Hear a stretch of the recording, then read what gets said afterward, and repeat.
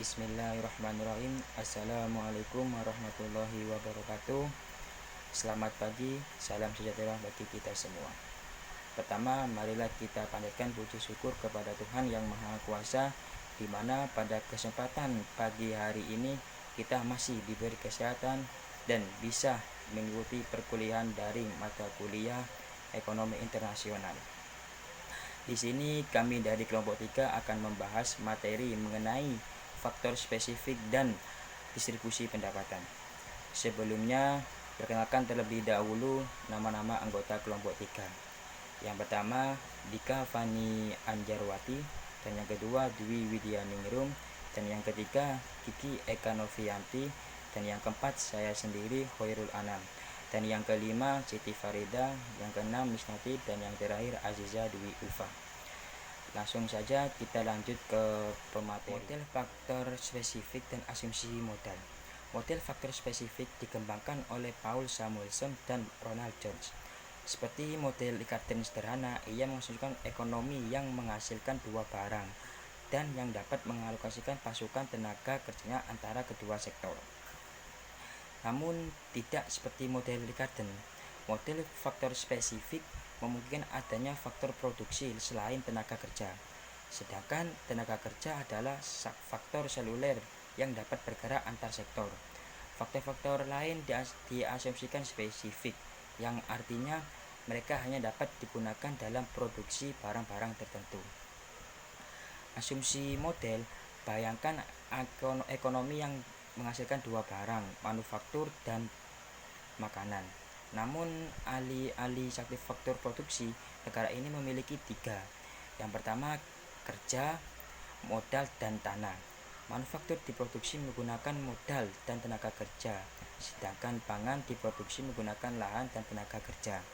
Oleh karena itu, tenaga kerja merupakan faktor mobili yang dapat digunakan di salah satu sektor, sedangkan lahan dan modal sama-sama merupakan faktor spesifik yang hanya dapat digunakan dalam produksi atau kebaikan. Selanjutnya, dalam model yang dikembangkan dalam bab ini, kami berasumsi bahwa ada dua faktor produksi, tanah dan modal, yang secara permanen terkait dengan sektor ekonomi tertentu.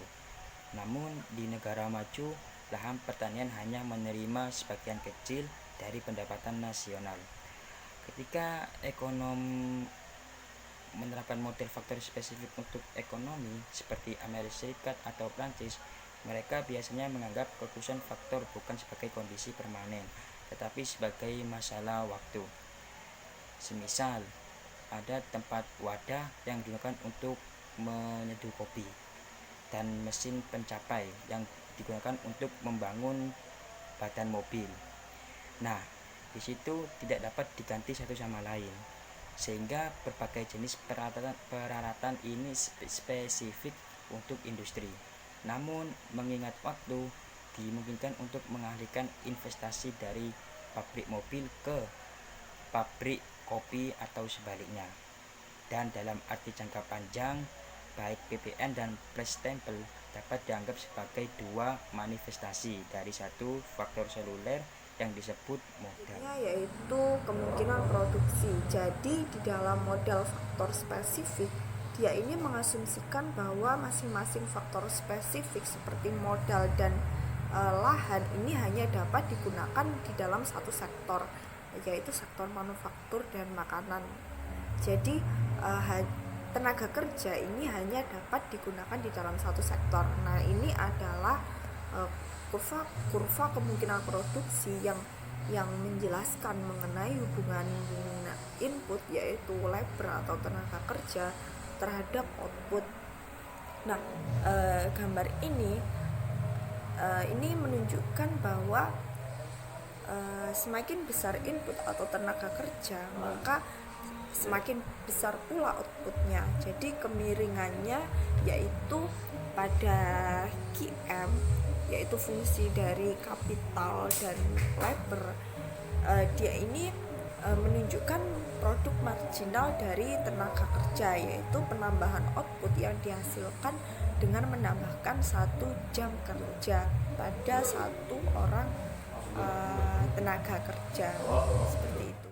Selanjutnya di sini ada gambar atau kurva di sebelah kiri, kurva marginal produk dari tenaga kerja. Nah, kurva ini menunjukkan hubungan antara input yaitu tenaga kerja terhadap marginal produk dari tenaga kerja. Jadi kurva ini menunjukkan informasi yang sama dengan cara yang berbeda. Jadi pada kurva ini menunjukkan produk marginal tenaga kerja sebagai fungsi dari tenaga kerja yang dipekerjakan. Jadi area di bawah kurva produk marginal ini mewakili total output dari industri manufaktur. Selanjutnya itu kurva di sisi sebelah kanan, yaitu ini adalah diagram 4 kuadran, di mana di kuadran kanan bawah ini menunjukkan fungsi produksi untuk manufaktur yang diilustrasikan dalam gambar tersebut. Selanjutnya yaitu harga, upah, dan alokasi tenaga kerja.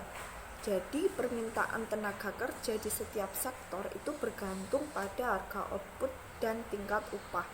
Pada gilirannya, tingkat upah itu bergantung pada permintaan gabungan untuk tenaga kerja oleh makanan dan manufaktur.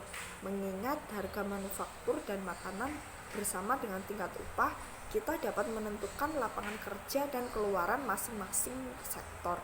Di sektor manufaktur misalnya, nilainya dari tambahan jam kerja orang adalah produk marginal dari tenaga kerja di sektor manufaktur yang dikalikan dengan harga satu unit manufaktur. Jadi rumusnya adalah MPL manufaktur dikali price manufaktur itu sama dengan W atau upah. Oke, Assalamualaikum warahmatullahi wabarakatuh. Di sini saya Dwi Dianingrum akan melanjutkan presentasi berikutnya mengenai materi alokasi tenaga kerja. Di sini tenaga kerja dialokasikan sehingga nilai marginal produknya P kali MPL adalah sama di manufaktur dan juga makanan. Dalam keseimbangan itu, tingkat upah sama dengan nilai marginal tenaga kerja produk. Nah, tingkat upah dalam hal ini ditentukan oleh persyaratan bahwa total permintaan tenaga kerja atau total lapangan kerja harus sama dengan total pasokan tenaga kerja yang dirumuskan LM kecil plus LF kecil sama dengan L, di mana LM merupakan labor manufaktur plus labor food sama dengan labor.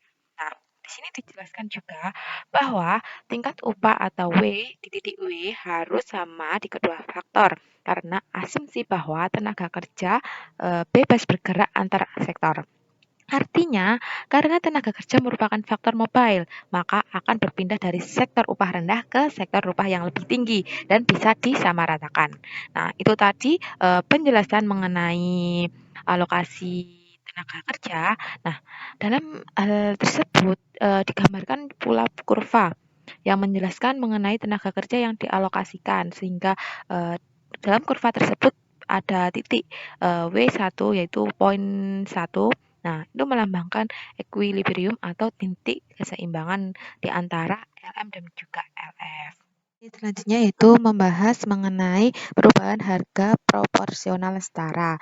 Nah, gambar kurva tersebut menjelaskan atau menunjukkan efek peningkatan proporsional yang sama dalam PM dan PF, di mana PM kecil naik dari PM pangkat 1 M kecil ke PM pangkat 2 M kecil. Nah, selanjutnya ada PF kecil naik menjadi P1F kecil ke P2F kecil. Nah, jika harga kedua barang meningkat 10%, kurva permintaan tenaga kerja keduanya akan bergeser naik sebesar 10% juga. Seperti yang kita lihat pada kurva tersebut. Nah, kurva tersebut terdapat wage rate atau upah rata-rata dan yang vertikal ada labor use in manufacture dan juga labor use in food. Nah, kedua itu seimbang.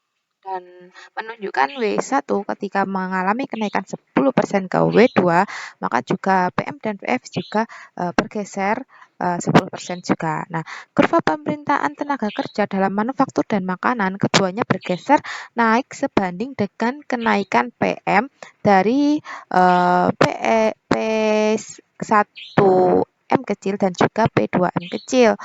Begitu juga sebaliknya kepada PF.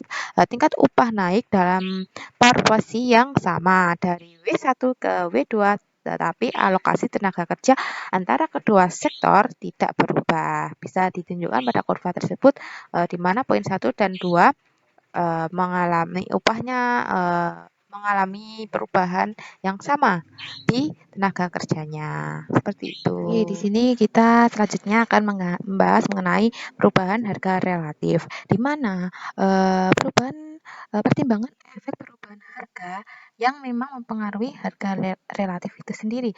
Efek perubahan itu di mana dalam kenaikan 7% dari kurva tersebut, kenaikan 7% dari W1 ke W2 akan menggeser titik keseimbangan dari 1 ke titik 2.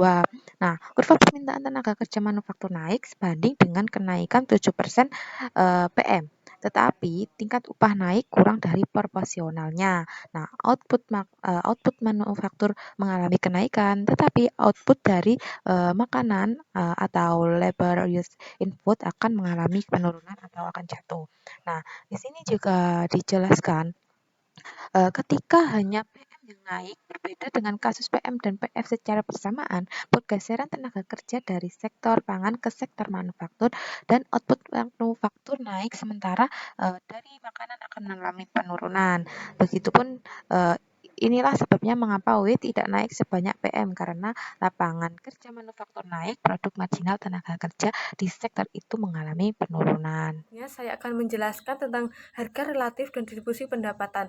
Harga relatif sendiri menunjukkan bagaimana harga per unit suatu komoditas pada saat ini dibandingkan dengan harga komoditas yang sama pada tahun dasar. Sedangkan distribusi pendapatan merupakan pendapatan yang diterima oleh para pemilik faktor produksi.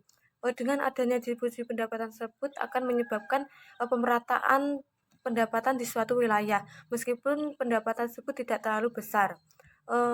Di dalam aspek pada model faktor spesifik dibagi menjadi dua, yaitu satu, penentuan faktor yang menentukan kemungkinan produksi berdasarkan sumber daya dan teknologi modern. Yang kedua, penentuan faktor yang menentukan alokasi sumber daya produksi dan harga relatif di pasar ekonomi. Sebelum kita menjelaskan harga relatif dan distribusi pendapatan, kita harus mengetahui tentang efek perdagangan internasional tersebut. Selanjutnya, kemudian kita dapat mempertimbangkan dari efek perubahan harga relatif pada distribusi pendapatan. Pada kurva tersebut menjelaskan dalam model spesifik harga yang relatif lebih tinggi dari manufaktur akan mengarah pada peningkatan barang yang diproduksi. Jadi kurva penawaran garis relatif RS pada miring ke atas menyebabkan keseimbangan relatif antara jumlah dan harga relatif yang ditentukan oleh persimpangan garis RS dengan kurva relatif penawaran garis RD, yang dimana pada nilai RM atau nilai QM atau QF merupakan nilai output ekonomi dari manufaktur sendiri, sedangkan nilai PM atau PF menunjukkan harga manufaktur tersebut.